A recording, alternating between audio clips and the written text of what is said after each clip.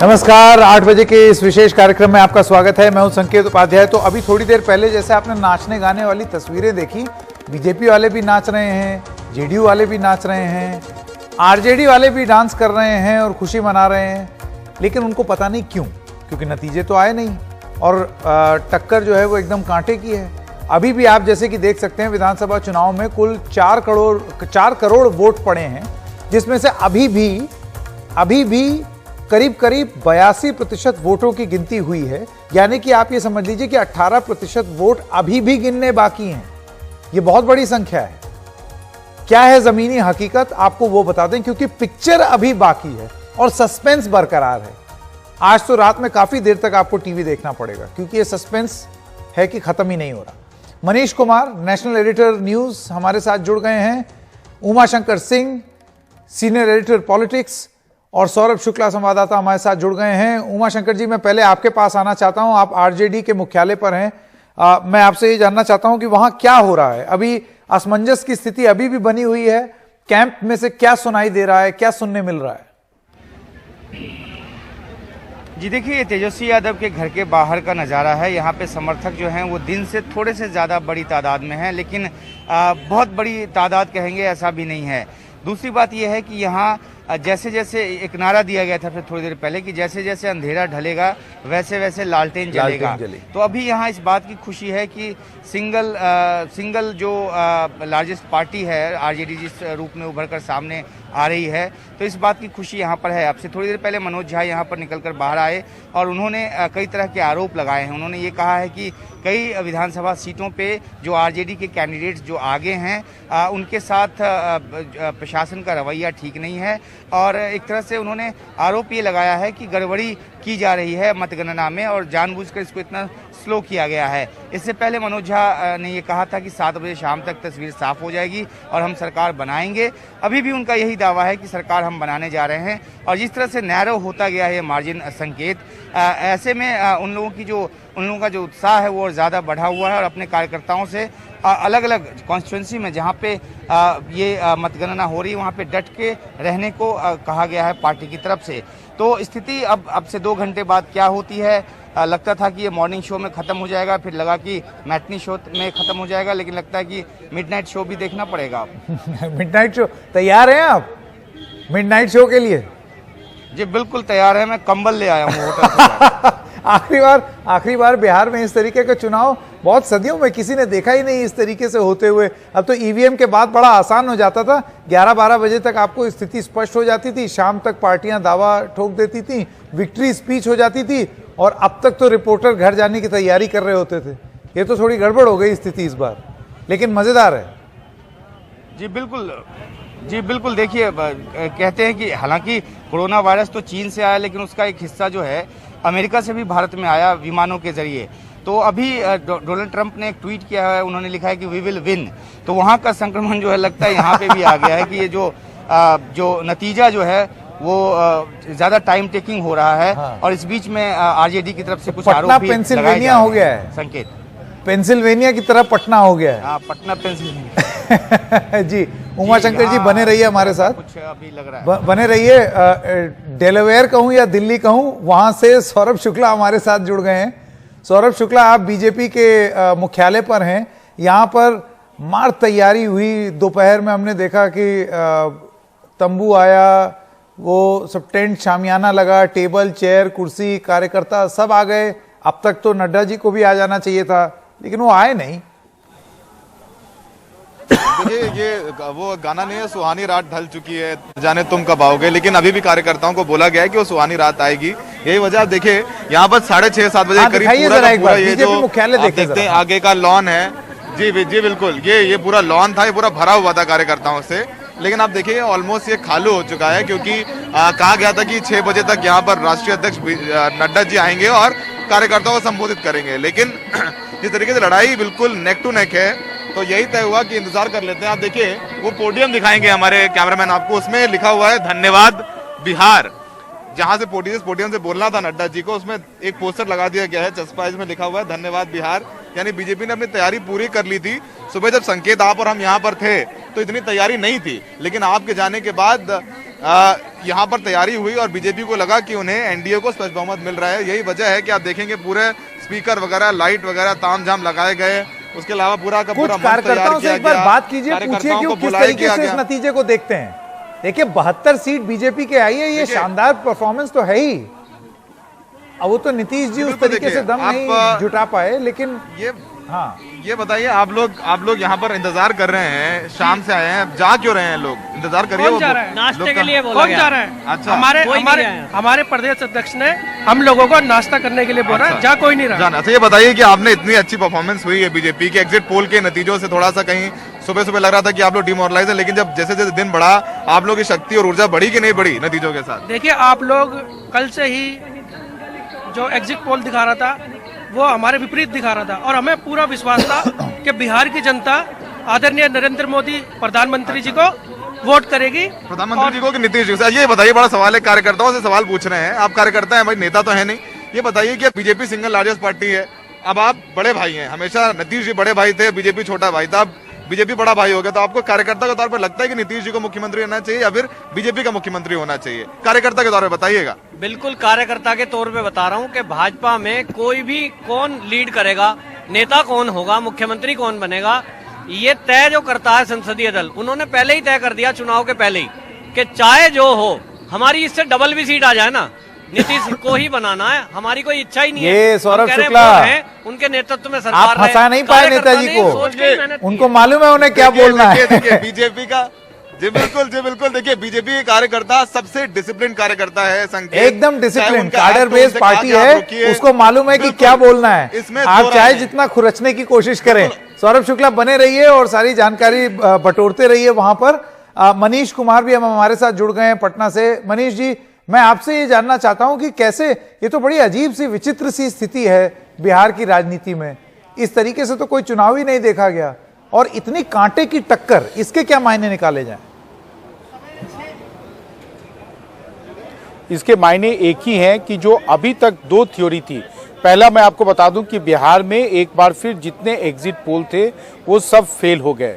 दूसरी बात यह है, एक दो को छोड़कर, दूसरी बात यह है कि बिहार की राजनीति में ये अभी तक मानी जा रही थी कि यहाँ पर त्रिकोणीय राजनीति होती है, और इस त्रिकोण में जो एक लालू यादव की आरजेडी है, भाजपा है और नीतीश कुमार की जनता दल यूनाइटेड है, अगर दो साथ आ जाएं तो तीसरे को धराशायी, मतलब आप मान लीजिए कि तीसरे का एलिमिनेशन निश्चित है। लेकिन ये भी मिथ जो है इस चुनाव में टूटा है, क्योंकि तेजस्वी यादव ने जिस प्रकार से अपना पूरा कैंपेन लॉन्च किया, उसके आधार पर आप कह सकते हैं कि जो उन्हें राइट ऑफ किया जा रहा था, वो आज आप देख सकते हैं कि पिछले 8 घंटे से अधिक से बिहार में नेक टू नेक चल रहा है।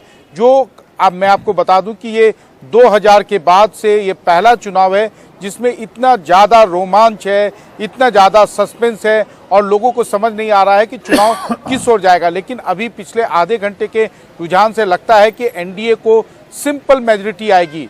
मैं आपको बता दूं संकेत कि 2010 में, 2015 में, जब 2010 में नीतीश कुमार बीजेपी के साथ थे, लालू यादव और रामविलास पासवान उनके सामने थे, उस समय एनडीए को 243 में 206 सीटें आई थी। हाँ। पिछली बार आपने देखा कि लालू यादव और नीतीश कुमार साथ थे, उन्हें 175 से अधिक सीटें आई थी, 2/3 से अधिक का आंकड़ा प्राप्त हुआ था। हाँ। इस बार नीतीश कुमार और नरेंद्र मोदी साथ हैं, उसके बावजूद आप देख सकते हैं कि तेजस्वी यादव ने अकेले दम पर, जो भी उनका एक ये भी रहा कांग्रेस पार्टी और लेफ्ट के साथ में, लेफ्ट का स्ट्राइक रेट बहुत ही अच्छा है, कांग्रेस पार्टी उतना अच्छा नहीं कर पाई है। लेकिन हाँ, ये जो नेक टू नेक का ये रहा, ये चुनाव इसलिए याद नहीं किया जाएगा कि नीतीश कुमार ने आखिरकार सरकार बना ली, क्योंकि बीजेपी का एक कमिटमेंट था कि नंबर उनके कितने भी कम आए लेकिन मुख्यमंत्री वही होंगे। लेकिन ये चुनाव इससे ज़्यादा तेजस्वी यादव के जो आक्रामक प्रचार या जिस प्रकार से उन्होंने पूरी लड़ाई चुनावी अभियान को चलाया, उसके लिए ज़्यादा याद किया जाएगा। उससे भी ज़्यादा चिराग पासवान ने जिस प्रकार से उम्मीदवार उतारकर नीतीश कुमार के डैमेज किया, बीजेपी को फायदा पहुंचाया, ये भी बिहार की राजनीति और देश की राजनीति में आने वाले दिनों में याद किया जाएगा। मनीष जी, जैसे कि आप अभी बात कर रहे हैं, अभी स्क्रीन पर अभी इसको फुल फ्रेम दिखाते हैं और ये हमारे दर्शक देखना पसंद करेंगे कि ये है पूरी कहानी बिहार की। ये ग्राफिक जो आप अपने स्क्रीन पे देख रहे हैं, यही पूरी कहानी है।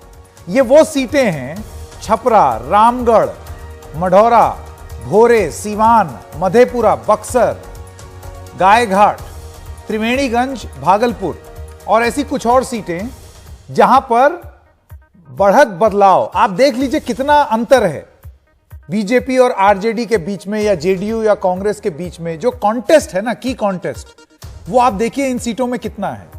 56, 190, 193, 320, 413, 455। आप कैसे जज कर सकते हैं कि कौन कहां आगे है? तो ये आंकड़ा बदलते रहता है और इसीलिए सांस अटकी हुई है सब नेताजी लोग की। वो इसलिए अटकी हुई है क्योंकि ये 500-500 के अंतर में आप क्या नतीजा निकाल लेंगे। और इस वजह से ये मामला बड़ा, ये अमेरिका जैसा होता जा रहा है। यहां पर जैसे वहां हुआ था वैसे ही बिहार में हो रहा है। मैं अब स्वागत करना चाहता हूं हमारे मेहमानों का। शाह इमरान उल हक, आप प्रवक्ता हैं आरजेडी के, Vinod Sharma political editor Hindustan Times, Alka Lamba प्रवक्ता कांग्रेस पार्टी और शांतनु गुप्ता राजनीतिक विश्लेषक अब से थोड़ी देर में हमारे साथ जुड़ जाएंगे। विनोद शर्मा जी, बहुत टाइम से आप इलेक्शंस कवर कर रहे हैं, उसका विश्लेषण कर रहे हैं। बिहार के संदर्भ में इस तरीके की रोमांचक स्थिति पिछली बार कब देखी गई थी कि इस तरीके से 56 वोटों का मार्जिन, 320 वोटों का मार्जिन ऐसे तय हो रहा है? देखिए, 2000 में ये इलेक्शन था, क्लोज इलेक्शन था, जिसमें कि तीसरी बार सरकार बनाई थी आरजेडी ने।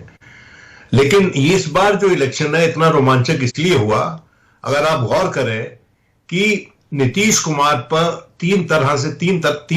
चार तरफ से प्रहार हो रहा था। एक तो बीजेपी की जो रिबेल थे, दूसरा जो आरजेडी था, कांग्रेस थी और चिराग पासवान था।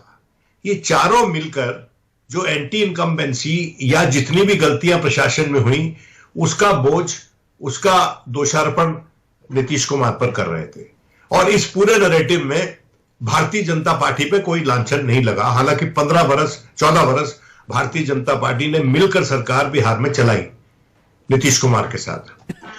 दूसरा, अगर आप देखें तो ये 4 कॉर्नर कॉन्टेस्ट था। एक तो 2 मेजर फॉर्मेशंस और फिर उसके बाद जो वैसी वाली फॉर्मेशन थी और उसके बाद जो चिराग पासवान था। अब इन सब ने, चिराग पासवान, वैसी की फॉर्मेशन और ये दोनों जो हैं, इन्होंने एंटी इनकम्बेंसी, जो ऑपोजिशन का वोट है उसको फ्रैक्चर किया। ऑपोजिशन का जो ऑमनिबस वोट होना चाहिए उसको फ्रैक्चर किया। और चूंकि वो वोट फ्रैक्चर हुआ और आपने देखा कि और ये जो चले गए जीतन राम मांझी उस तरफ और ये जो मुकेश सैनी चले गए, तो इन्होंने भी 4-5 सीटें ली हैं और उसी तरह से ओवैसी ने 3-4 सीटें ली हैं। तो इसके चलते ये कांटे की टक्कर हो गई। वरना मुझे लगता है कि अगर जो गठबंधन है अगर ज्यादा समेट कर काम करता और कांग्रेस अपने हिस्से की जो सीटें हैं वो शेयर कर लेती, ये जो पार्टियां जो आखिरी वक्त पे चली गई बीजेपी की तरफ, खासकर जीतन राम मांझी और मुकेश सहनी, तो बहुत फायदा हो जाता। बहुत फायदा हो जाता है इनको। ये आपने बड़ी अहम बात बोली, क्योंकि अलका लांबा आप यहां पर हैं, मैं आपसे ये जानना चाहता हूं। देखिए 70 सीटें थी कांग्रेस के पास, अभी तक 20 में ही बढ़त है। ये तो कोई बहुत अच्छा स्ट्राइक रेट नहीं है। संकेत, 70 वो सीटें हैं, पटना साहिब से लेकर वो सीटें हैं जहां पर भाजपा का स्ट्राइक रेट 95% रहा है। अगर आप देखेंगे इन सभी सीटों पर, क्योंकि जब महागठबंधन बैठा तो कहीं ना कहीं लेफ्ट ने कहा हमें ये सीट चाहिए, उसमें 4 कांग्रेस की जीती हुई सीटें थी, लेकिन महागठबंधन जब बैठा तो सहमति से ही हुआ सब चीज कि तेजस्वी चेहरा होंगे, हम इतने पर लड़ेंगे और हम भाजपा वाली सीटों पर लड़े, हम ज्यादा पर लड़े, लेकिन हमने चुनौती वाली सीटों पर जो है वो बीजेपी को घेरने की पूरी कोशिश की है। मैं ये कहूंगी और अभी भी मैं कह सकती हूं कि कुछ भी हो सकता है, ऊंट किसी भी करवट बैठ सकता है। इसलिए आपने जो अभी दिखा रहे 50 सीटें, 100 सीटों का अंतर है, एक राउंड और होने की बात है और ये पासा कभी भी पलट जाएगा। लेकिन अगर फिर आप कांग्रेस की बात करेंगे संकेत, मैं इस बात से सहमत हूं। हमारे एआईसीसी संगठन के चुनाव होने हैं। यूपी और बिहार किसी भी राजनीतिक दल के लिए 2 महत्वपूर्ण राजनीतिक तौर से राज्य बनते हैं। दोनों में अगर कहूं, यूपी में 30 साल, बिहार में 35 साल से कांग्रेस नहीं है। और मैं उम्मीद करती हूं आने वाले समय में संगठन मजबूत करते हुए हमें एक बार नई तरीके से शुरुआत जो है इन राज्यों में करने की जी नहीं, लेकिन अगर ऐसा था तो कम से कम फिर थोड़ा दिल बड़ा होना चाहिए था। जब आपका संगठन कमजोर है और आपको इस बात का एहसास है तो फिर 70 सीट घेरने की क्या जरूरत थी, दे देते। अगर आपका ये अगर यूनाइटेड ऑपोजिशन हो जाता है, विनोद जी का ये मानना है कि उससे आप बहुत अच्छी स्थिति में होती। आज ऐसी स्थिति ना उत्पन्न होती जैसे अभी हम देख रहे हैं। जी, मैं अभी कमजोरी की बात नहीं कर रही हूं। मैं 1985 से जब हमारी लास्ट सरकार थी तब से आने वाले टाइम में, इतने सालों में, 35 सालों में कहीं ना कहीं संगठन कमजोर हुआ। ठीक है, दोबारा करने की जरूरत है। शाह इमरानुल हक, जल्दी से ब्रेक लेने से पहले मैं शाह इमरानुल हक से एक कमेंट ले लूं। हक साहब, मुझे यह बताइए कि बहुत प्रचार हुआ, बहुत इस बारे में बात हुई कि एंटी इनकम्बेंसी है, लोग नाराज हैं। हाँ, नीतीश कुमार की सीटें कम हुई हैं, 28 सीट कम हो गई है उनकी, लेकिन इसको एंटी इनकम्बेंसी नहीं कह सकते। अगर उनका अलायंस 123-124 पर है और आपका मेजॉरिटी मार्क 122 है, यह काहे की एंटी इनकम्बेंसी? देखिए, इसका मतलब आप जनता को अपनी बात मना नहीं पाए। अभी तो पूरा रिजल्ट नहीं आया संकेत भाई, अभी नहीं, एंटी इनकम्बेंसी का मतलब यह होता है कि आप लोगों के एकदम पक्ष में हवा होती।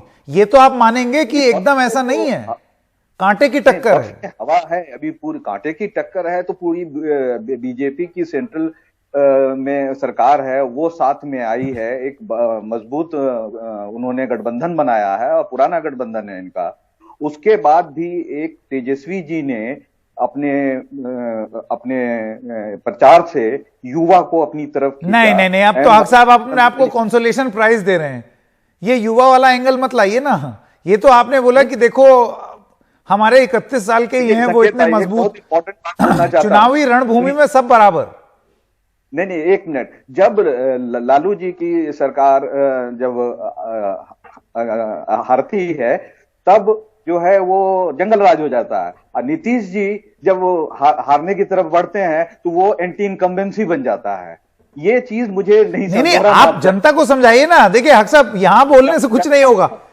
अगर ये चीज आप जनता तक प्रभावी रूप से ले जाते, देखिए मुझे तो लगता है विनोद शर्मा जी का जो विश्लेषण है कि बट गया विपक्ष, आप चाहते तो और मजबूती से लड़ सकते थे, और जिस तरीके का आपका महागठबंधन फॉर्मूला 2015 का था, उस तरीके से आपको नतीजे मिल जाते। देखिए, हम नीतीश जी के साथ तब लड़ रहे थे, इस बात को भी आप जो साथ रख के देखिए, और हम कांग्रेस के साथ तब भी थे।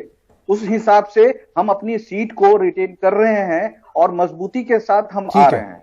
ठीक है, कांटे की टक्कर है, कोरोना काल था, मतदान हुआ। ठीक है, मैं एक काम करता हूं, हक साहब, अलका लांबा और विनोद शर्मा, आप तीनों से गुजारिश है आप बने रहिए। एक छोटे से ब्रेक के लिए रुकेंगे और ये ग्राफिक फिर से एक बार आपको स्क्रीन पे दिखाते हैं। ये देखिए, कांटे की टक्कर ये है।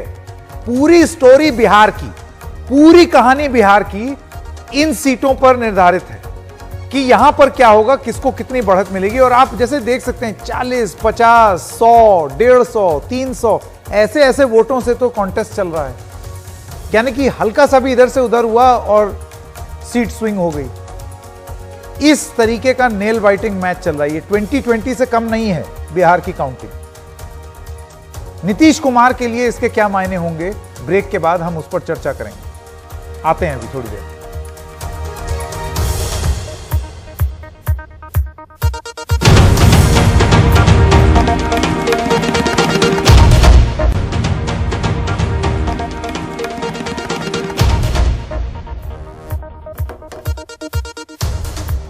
एक बार फिर से आपका स्वागत है। विनोद शर्मा जी के पास पहले जाते हैं ये, और उन पे जाने से पहले हम आपको ये दिखाते हैं, शांतनु गुप्ता भी अब हमारे साथ जुड़ गए हैं, राजनीतिक विश्लेषक। एक बार फिर से ये कम अंतर वाली सीटें आप देख लीजिए, क्योंकि सारी कहानी जो है वो यहीं पर सिमटी हुई है।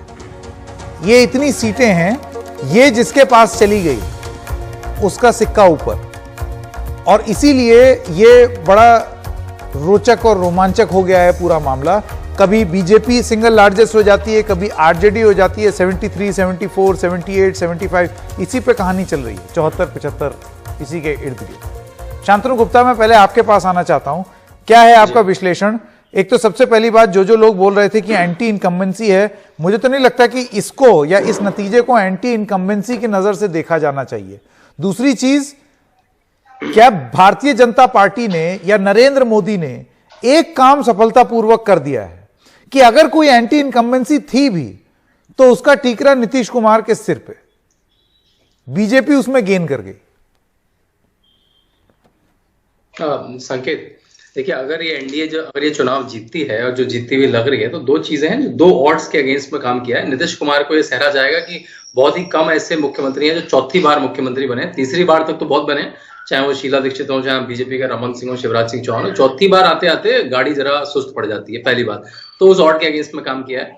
दूसरी बार चाहे वो ट्रंप हो या नीतीश कुमार हो, कोरोना के समय संकेत जो भी चुनाव लड़ेगा उसको जनता का गुस्सा झेलना पड़ेगा कि कोरोना ऐसी महामारी थी कि फाइनली जो सहरा है, जो उसके दुख का वो जो भी सरकार गवर्नमेंट ऑफ द डे होगी उसके सिर पे जाएगा। तो नहीं आया गुस्सा। अगर कोई भी इनकम्बेंट होगा तो उसका ज्यादा जो श्रेय होगा वो नीतीश कुमार को मिलेगा, क्योंकि बीजेपी एक तरह से जूनियर पार्टनर तो आप भी हैं, इनकम्बेंट तो बीजेपी भी है। मैं बता रहा हूँ बीजेपी, क्योंकि जिसका मुख्यमंत्री होता है उसको वो पार्टी सामने देखी जाती है, जिसका उप मुख्यमंत्री होता है वो नहीं देखी जाती। हाँ। और फिर ये तो देखें, अगर आप सारे उपचुनाव देखें आज के, चाहे गुजरात, उत्तर प्रदेश, मध्य प्रदेश, कर्नाटका, मणिपुर और तेलंगाना तक में भी सीट जीत रहे हैं, तो वो तो कमेंट्री है नरेंद्र मोदी पे कि नरेंद्र मोदी ने जिस तरह से कोविड हैंडल किया है उस पे जनता की कमेंट्री साफ आ गई है। जो हमने उपचुनाव देखे और उपचुनाव में साइजेबल सीट है, एक दो सीट के उपचुनाव नहीं है, 20-20 सीट, 10-10 सीट। मुझे ये समझ में नहीं आ रहा ऐसा कैसे हुआ कि बिहार में जब जनता ने वोट किया तो नीतीश कुमार के खिलाफ रोष था इस कोविड-19 के जमाने में, और बाकी जगह आप बाय इलेक्शन जीत गए,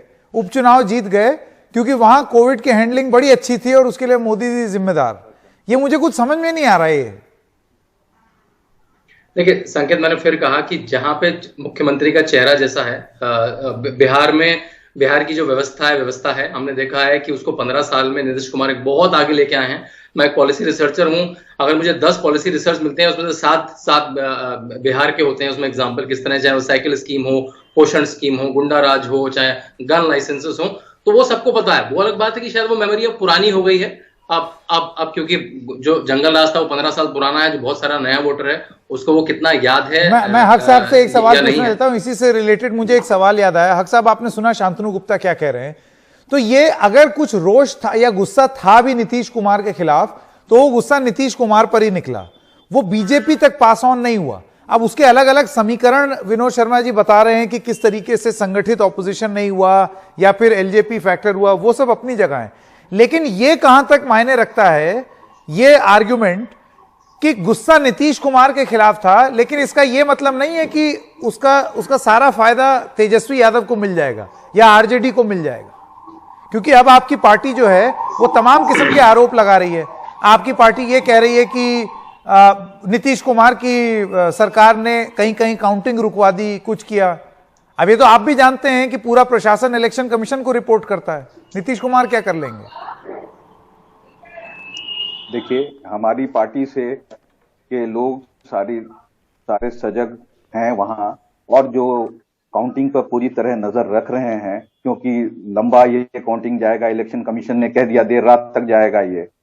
और रही बात नीतीश जी के चैलेंजेस, उनके खुद विद इन पार्टी के साथ तो रही है, और साथ में एक युवा कांधे माननीय तेजस्वी जी के साथ सबसे बड़ी मानी जाएगी। और तेजस्वी जी ने उनके से अलग हटके, कांग्रेस पिछले बार भी साथ थी, इस बार भी साथ है, लेकिन तेजस्वी जी ने अपने सीट को रिटेन करने, और अभी तो रिजल्ट आना बाकी है फाइनल, उसमें आप सारा फर्क देख लेंगे कि तेजस्वी जी ने इस पूरे चुनाव में अपने हक में किया है। मेरा बस ये कहना है कि इसको पूरी तरीके से एंटी इनकम्बेंसी की नजर से देखना ठीक नहीं होगा, क्योंकि 126, मैं कहता हूं इसमें से अगर 5 सीट भी 10 सीट भी अगर एनडीए की गिरती है तो ये 100 से ऊपर लाना, मतलब ये एंटी इनकम्बेंसी के दायरे में या उस चश्मे से देखने वाला इलेक्शन नहीं है। एंटी इनकम्बेंसी का मतलब होता है रोष, गुस्सा। हमारे गठबंधन में वाम दलों का आपने ग्राफ नहीं देखा, क्योंकि लेबर मैनेजमेंट सही से नहीं किया कोरोना काल में।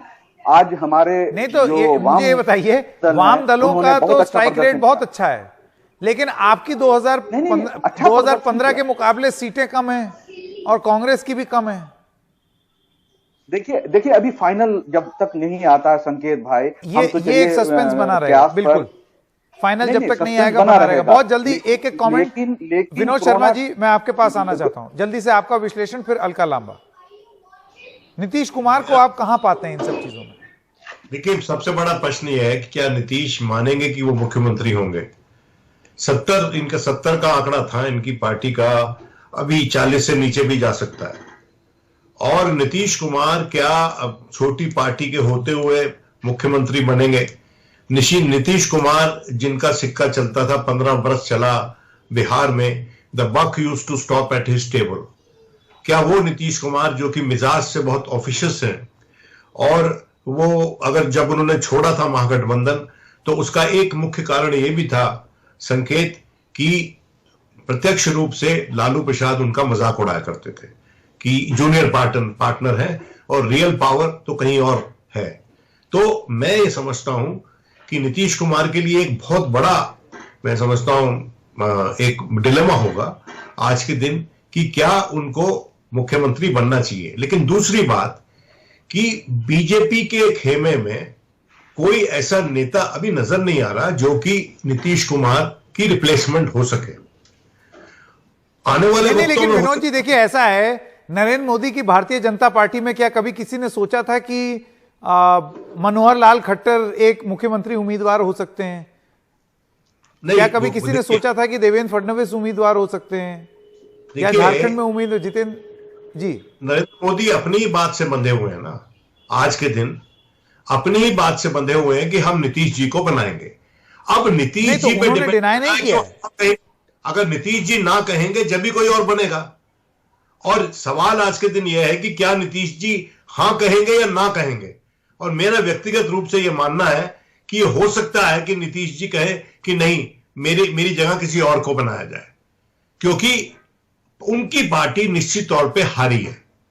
गठबंधन जीता है उनकी अलायंस जीती है, लेकिन उनकी अपनी पार्टी निश्चित तौर पे हारी। आपको क्यों लगता है कि वो मॉरल ग्राउंड लेंगे?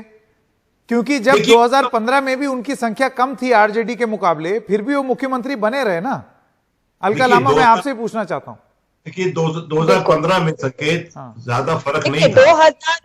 2015 के आरजेडी नंबर 1 पे रही, पर तय था नीतीश कुमार जी के नेतृत्व में लड़ रहे, वो दूसरे नंबर रहे, पर मुख्यमंत्री स्वीकारा उसके बाद जो वो आपको मालूम है। अभी मैं देख रही हूँ लगातार नीतीश कुमार जी के घर पे सुशील कुमार मोदी जी पहुंच चुके हैं। दो चीजों की अटकलें लगाई जा रही है।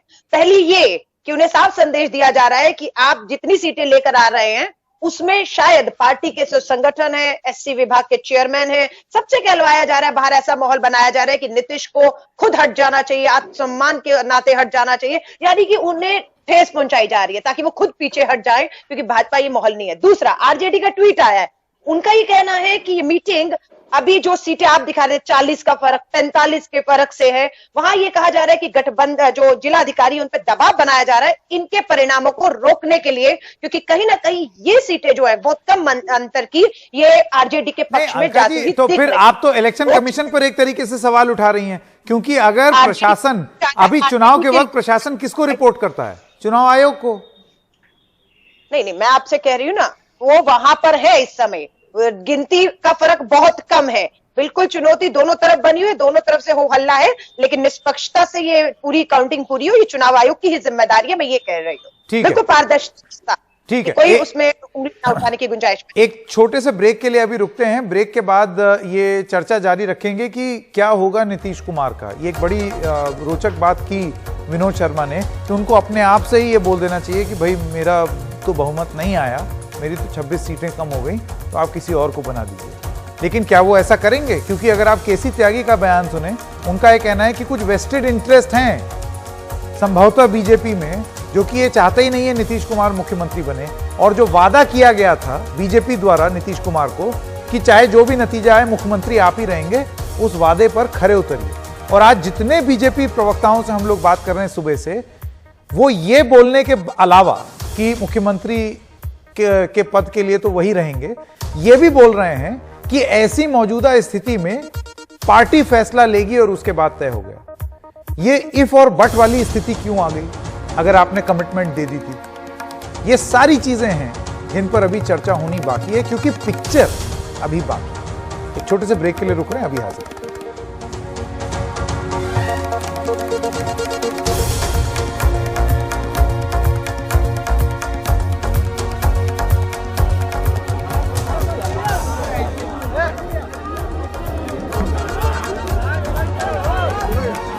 साथियों, स्थिति साफ है। आप देखेंगे कि आंकड़े को लेकर के भी हम आश्वस्त हैं, सरकार हम बनाएंगे ही, लेकिन एक खेल करने की कोशिश हो रही है। हमने चुनाव आयोग को भी कहा, जहां जहां कम मार्जिन की है, जैसे परिहार में नतीजा देखिए कैसे दिया जा रहा है। भोरे माले जीत चुका था, अब उसको फिर से वहां रिकाउंटिंग करवाई जा रही है। हिलसा में रिटर्निंग ऑफिसर ने कहा था कि आप सर्टिफिकेट लीजिए, अब कह रहे हैं कि आप 17 वोट से पीछे हैं। इस तरह की चीजें यहाँ मुख्यमंत्री, मैं तो चाहूंगा आप सब लोग कैमरा लेके मुख्यमंत्री कार्यालय में जाइए और देखिए उन चेहरों को, वो बैठ के वहाँ कौन सा कुकृत्य करने की कोशिश कर रहे हैं, क्योंकि चुनाव संविधान के दायरे में चलता है। अगर आप उसका चीरहरण करने की कोशिश कर रहे हैं, 17 वोट से किसी को जितवा रहे हैं 40 वोट से, तो ये साफ तौर पर बिहार इसे स्वीकार नहीं करेगा। आप जनमत पे कुठाराघात मत करिए। और ये मैं तमाम लोगों से आग्रह करता हूँ, आप तमाम जो साथी हैं, एक बार देखिए वहाँ कौन कौन से चेहरे बैठे हुए हैं, कौन निर्देश दे रहा है, किन किन को निर्देश दिया जा रहा है। हम चुनाव आयोग को भी अभी लिखने जा रहे हैं, क्योंकि स्थिति स्पष्ट है। लोग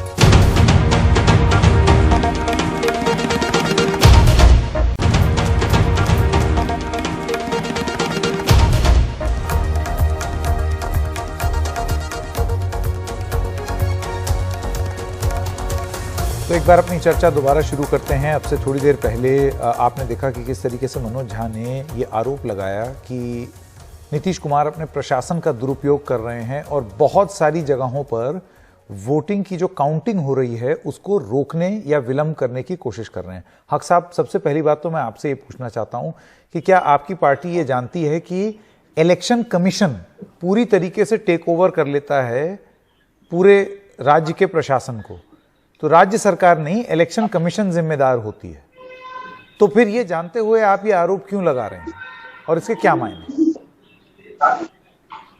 देखिए, जो भी चीज हमारे राज्यसभा मेंबर मनोज झा जी ने कहा, उन्होंने उस तरह की चीजों को सुबह से उन्होंने चेताया कि इस तरह की चीजें हो सकती हैं। उन्होंने सजग रहने के लिए इसलिए कहा कि पास्ट में इस तरह की घटना, गुजरात का आप हवाला ले सकते हैं, उसमें भी कुछ चीजें इस तरह के आरोप आए थे। अब इसकी सत्यता तो बाद में जांच होगी, लेकिन उसको लेके सजग रहना, पार्टी के कार्यकर्ता को वहां पर अलर्ट करना, ये बहुत जरूरी है। और उस तरह की चीजें मिली हैं, तभी उन्होंने आके एक जिम्मेदार प्रवक्ता के तौर पर उन्होंने अपनी बात कही। दूसरी बात सबसे है कि आप पावर में होते हैं, सेंटर में आपका पावर है, वो अपनी जगह है कि एक अलग बॉडी है, पूरी तरह से एडमिनिस्ट्रेशन उनके अधिकार में आता है, लेकिन कुछ चीजें बहुत थोड़े से अंतर की चीजें हैं जहां पर चीजें हो सकती हैं कि मैनिपुलेट हो। तो इसलिए उस नहीं, कौन मैनिपुलेट कर रहा है? कौन मैनिपुलेट? आप किसकी बात कर रहे हैं? अगर ये तो क्या आप इलेक्शन कमीशन पे आरोप लगा रहे हैं? ये तो आरोप है, ये तो बड़ा आरोप होगा। नहीं, ये जांच का विषय है। जब ये चीजें आरोप के तहत आ रही हैं, तो बाद में जांच के विषय में भी ये चीज रखी जाएंगी, क्योंकि बहुत क्लोज कॉन्टेस्ट होने के बाद वजह से ये सारी सिचुएशन बनी है। वरना तो वन साइडेड ये होता कि भाई आप जीत रहे होते, क्योंकि ये क्लोज हुआ है, तो एक मत पर सबकी नजर है। ठीक है। शांतनु गुप्ता, आप किस तरीके से देखते हैं ये जो आरोप लगाया मनोज झा ने? देखिए, मैंने देखा है ये जो छोटी पार्टियां हैं, ये कई बार कांग्रेस तो मतलब छोटे मोटे नेता करते हैं, ये ईवीएम व्यवस्था, आई थिंक ये आता है, मेरे ख्याल से अब ये खत्म हो जाना चाहिए। हमने देखा है किस तरह से इतनी बड़ी पावर हाउस कंट्री है, जहां पे गूगल, माइक्रोसॉफ्ट जैसी कंपनियां हैं, एक हफ्ते तक अपने प्रेसिडेंट का चुनाव नहीं गिन पाए वो। और बिहार जैसे स्टेट में जहां जो व्यवस्थाएं, हमें पता है क्या व्यवस्था है, उसके बीच में इतना शांतिपूर्ण चुनाव संपन्न हुआ। और आज में वो तो कोरोना के चक्कर में लेट हो रहा है, काउंटिंग लेट हो रही है, पोलिंग काउंटिंग सेंटर भी ज्यादा है। हमें तो पहले इलेक्शन कमीशन को धन्यवाद देना चाहिए और कांग्रेचुलेशन करना चाहिए कि इतने बड़े प्रदेश में जहां पे जैसी व्यवस्था है उसके बीच में इतना शांतिपूर्ण और इतनी व्यवस्थित तरह से चुनाव करवाया गया है। तो मेरे ख्याल से ये इस समय आरजेडी जितनी कॉम्पिटिटिव पोजीशन में ये पोजीशन लेना मेरे ख्याल से उनके लिए ठीक नहीं है। ठीक है, ओके। विनोद शर्मा, आप किस तरीके से देखते हैं इस आरोप को, क्योंकि बड़ा आरोप लगा दिया है?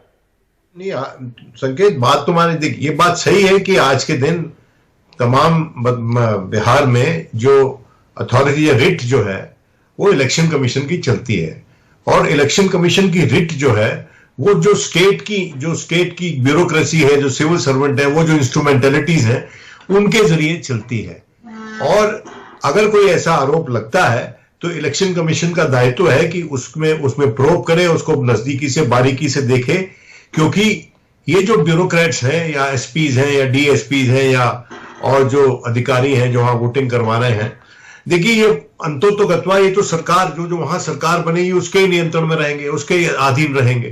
तो अगर ऐसा कोई आरोप लगता है और जिसका सीधा सीधा संबंध इलेक्शन कमीशन की अपनी गरिमा से होता है, तो इलेक्शन कमीशन को बहुत ही मुस्तैदी से उस पर तवज्जो देनी चाहिए और पता लगाकर प्रत्यक्ष कर देना चाहिए। जैसे कि पीछे अभी इलेक्शन कमीशन ने, चीफ इलेक्शन कमिश्नर ने वो प्रेस कॉन्फ्रेंस की और कुछ बताने के लिए कि भाई देर हो रही है और ईवीएम बढ़ गए हैं और चूंकि कोविड के कारण, तो उसी तरह से मैं समझता हूं प्रत्यक्ष करने में कोई दिक्कत वाली बात नहीं है। You see, one has to not just be fair, one also has to come across as fair. ये क्रक्स है, बस इतनी सी बात है। ठीक है। विनोद शर्मा, शांतनु गुप्ता और शाह इमरानुल हक, आप तीनों का बहुत बहुत धन्यवाद हमारे साथ जुड़ने के लिए। एक छोटे से ब्रेक के लिए रुकते हैं, लेकिन जाते जाते आपको फिर से ये दिखा दें, इन सीटों से ही निर्धारित होगा कि कौन अगली सरकार बनाएगा बिहार में। और आप देख लीजिए कि कितना बदलाव की जो बढ़त की जो बदलाव है वो किस किस के पक्ष में और कितने वोटों से ज्यादा है। 13, 56, 121, 190, 204, 320, गजब है।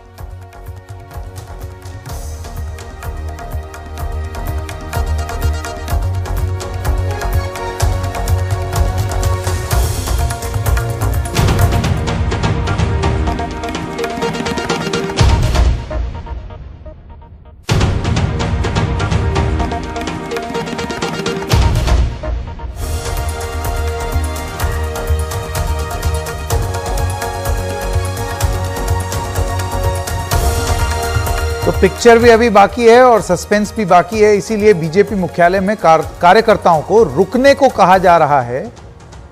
और ये बोला जा रहा है कि हमें बहुमत मिलता हुआ नजर आ रहा है। ये किसने बोला है? ये अरुण सिंह ने बोला है, जो कि महासचिव हैं भारतीय जनता पार्टी के। उन्होंने बोला है थोड़ा रुकिए, केंद्रीय नेतृत्व यहां पहुंचेंगे, यानी कि जेपी नड्डा, अमित शाह, इन सब के आने का इंतजार है। और सब वर्कर्स को बोला जा रहा है अभी रुको। और जाते जाते आपको जल्दी से एक बार फिर दिखा दें पूरा सस्पेंस, पूरा बिहार चुनाव में अब आगे क्या होने वाला है, वो सब कुछ अब निर्भर है इन सीटों पर। ये सीटें तय करेंगी कि कौन अगला मुख्यमंत्री होगा, कौन अगली सरकार बनाएगा। ये सीटें जिस तरफ स्विंग कर गई, यानी कि वो अलायंस का बहुमत। जैसा कि आप देख सकते हैं कि बढ़त का बदलाव कितना कम है। अब आप सोच लीजिए कितनी कांटे की टक्कर है, और इस वजह से इतनी रात में भी सारे कैंप टकटकी लगाए टीवी देख रहे हैं।